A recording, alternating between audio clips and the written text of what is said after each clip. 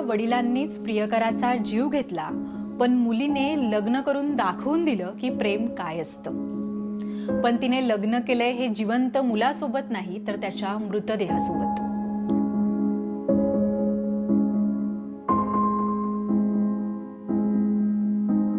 जातीपोटी आतापर्यंत अनेक बळी गेले आणि सक्षम हाही त्यातलाच आहे. आपल्या मुलीच्या प्रियकराची जात वेगळी होती म्हणून वडिलांनी त्याला संपवले. तुम्हाला वाटत असेल ही घटना बिहारमध्ये घडली आहे, तर जरा थांबा. ही घटना घडली आहे महाराष्ट्रातल्या नांदेडमध्ये. वडिलांनी आणि भावांनी मिळून मुलीच्या प्रियकराला संपवलं आणि मृतदेह घरी आल्यावर त्याच्याच नावाने कुंकू भरून त्या मुलीने दाखवून दिलं की प्रेम काय असतं. नेमकं नांदेडमध्ये काय घडलंय ते आपण या व्हिडिओत पाहणार आहोत. हाय, हॅलो, नमस्कार. मी जयती. आपण पाहतात एबीपी माझा.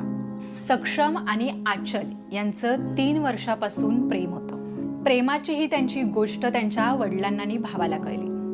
त्यांनी या दोघांनाही समजवलं, तुमचं प्रेम आम्हाला मान्य नाही, त्याच्यामुळे तुम्ही आता इथेच थांबा, असं सक्षमला सांगण्यात आलं. आपण समजवून देखील ते दोघं थांबत नाहीयेत.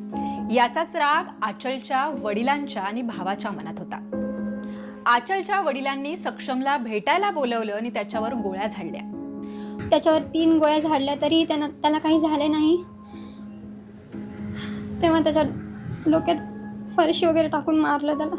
सक्षमचा मृतदेह ज्या वेळेला घरी आला आणि त्याची माहिती ज्या वेळेला प्रेयसी आचलला मिळाली, त्यावेळी आचल टाहो फोडत सक्षमच्या घरी पोहोचली. सक्षमच्या मृतदेहाला बघून आचल ओक्साबोक्षी रडायला लागली आणि काय माहित तिच्या मनात काय आलं, तिने तिथेच लग्नाचा निर्णय घेतला.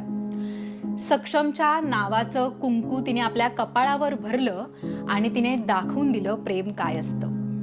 सक्षम तर नाही आहे या जगामध्ये, मग कसं काय? पुन्हा नसलं तर काय झालं, आमचं प्रेम तर आहे ना. माझ्या घरचे जिंकूनही हारले आणि त्यांना हारूनही जिंकला आणि त्याच्यासोबतच राहील हमेशा आणि माझ्या मनाने राहील मी. माझ्यावर कोणाची जोर जबरदस्ती नाही, काहीच नाही. एकीकडे सक्षमच्या नावाचं कुंकू आचलने कपाळात भरलं आणि दुसरीकडे सक्षमला हळद लागत होती. लग्नाचा हा विधी पाहून उपस्थितांचं मन हेलावलं आणि सगळीकडे चर्चा झाली त्या आचलच्या या निर्णयाची. वडिलांनी सक्षमला संपवण्याचं कारणच हे होतं की लेकीने जातीबाहेर लग्न करू नये आणि आपल्या मताच्या विरोधात जाऊ नये. आचलने सक्षमला दिलेल्या वचनांचं पालन केलं आणि मृतदेहाशी का होईना